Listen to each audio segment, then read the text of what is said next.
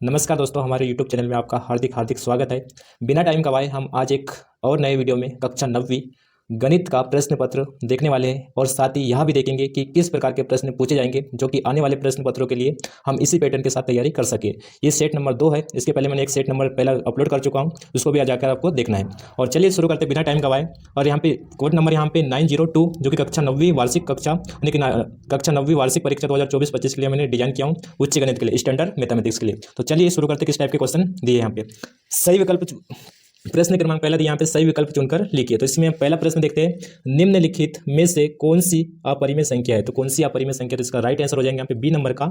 और इसके बाद यहाँ पे दूसरा प्रश्न दिया यहाँ पे, यदि a प्लस में b प्लस में c बराबर से 0 है तो a की घात 3 प्लस में b की घात 3 प्लस में c की घात 3 बराबर है। तो इसका राइट आंसर हो जाएगा यहाँ पे सी नंबर ऑप्शन, यहाँ पे 3abc।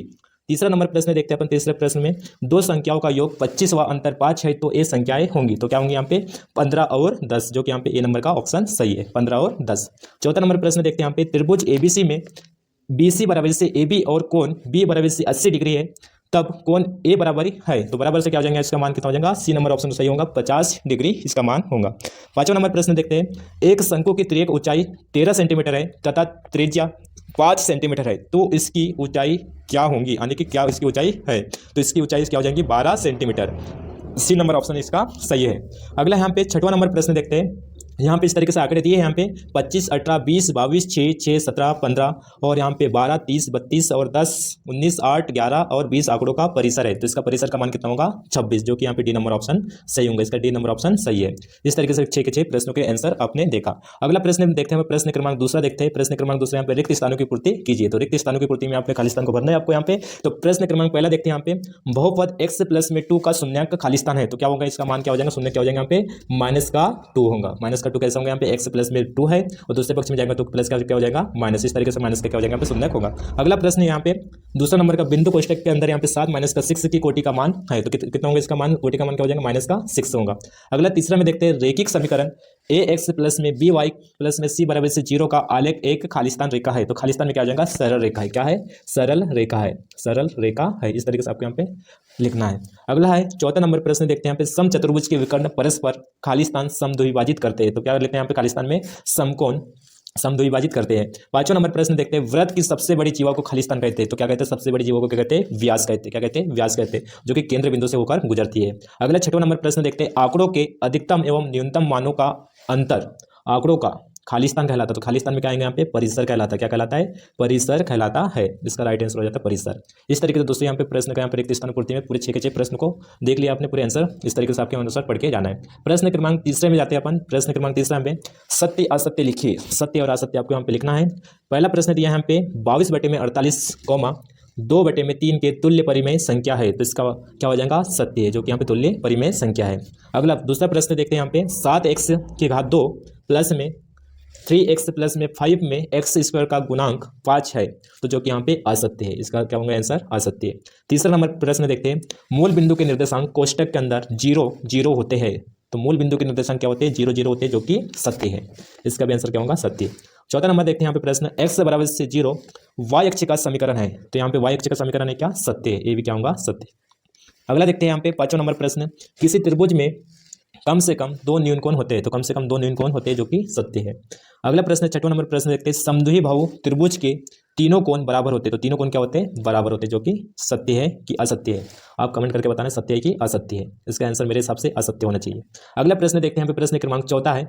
चौथे में देखते हैं सही जोड़ी बनाइए। तो सही जोड़ी में देखते हैं, यहाँ पे स्तंभ नंबर ए और स्तंभ नंबर बी को आपको यहाँ पे मिलान करना है। तो यहाँ पे 6 प्रश्न दिया है। पहला प्रश्न का आंसर देखते हैं, यहाँ पे कोष्टक के अंदर -1 और कॉमा लगा के -2 इसका मान होगा। तो इसका मान कितना होगा, यहाँ पे 33, सी नंबर ऑप्शन इसका सही होगा, 33 चतुर्थांश में उपस्थित है। अगले यहाँ पे दूसरा नंबर प्रश्न देखते हैं, दो समान वृत्तों की त्रिज्या क्या होती है, यहाँ पे समान होती है। तो इसका राइट आंसर हो जाएगा ये नंबर का समान।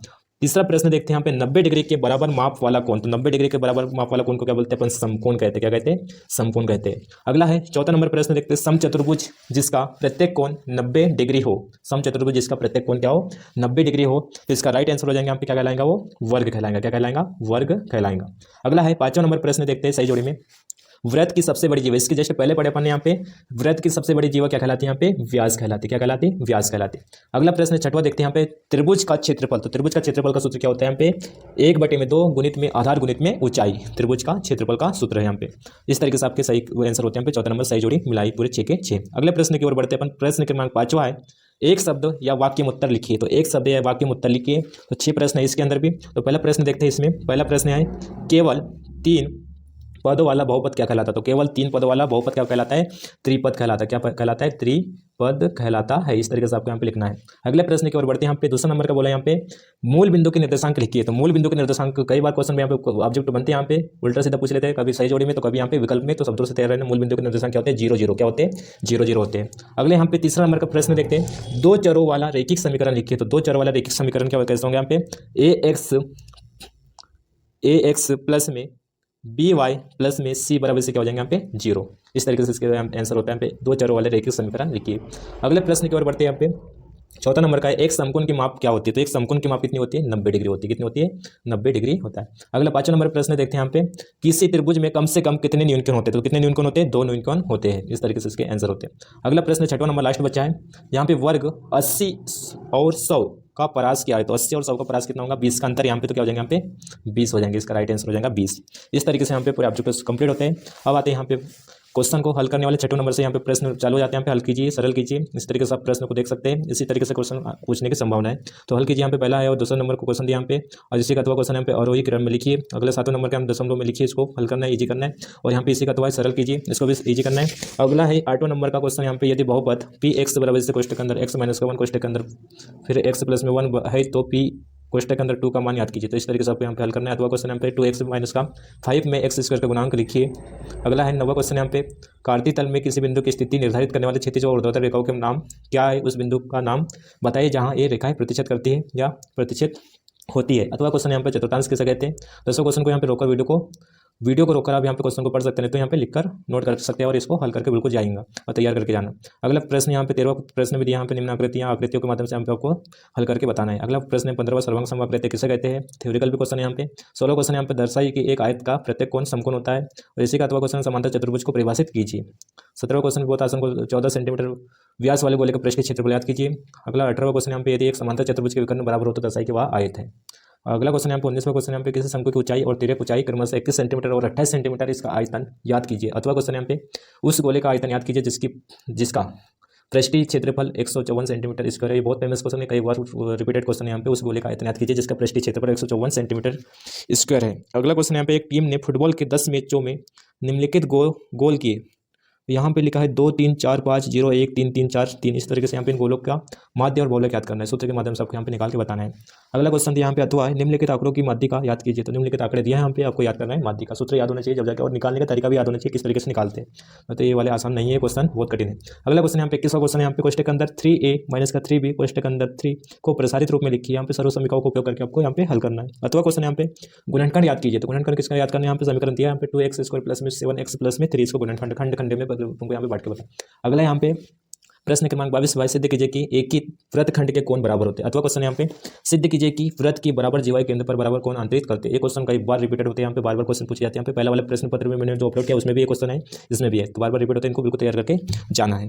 अगला प्रश्न यहाँ पे 23वां, उस त्रिभुज का क्षेत्रफल याद कीजिए जिसकी 2 भुजाएं 18 सेंटीमीटर और 10 सेंटीमीटर है तथा उसका परिमाप 42 सेंटीमीटर है।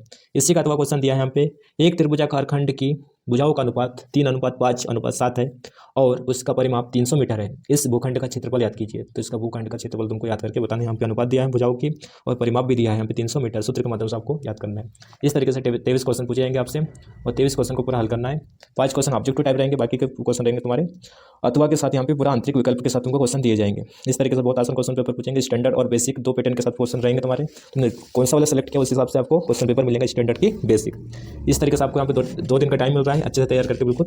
इसी टाइप के वीडियो देखने के लिए हमारे चैनल को सब्सक्राइब करना ना भूलें और लाइक करना और शेयर करना ना भूलें। आपका दिन शुभ हो। इसी के साथ नेक्स्ट वीडियो में फिर से मिलने वाले, तब तक के लिए नमस्कार।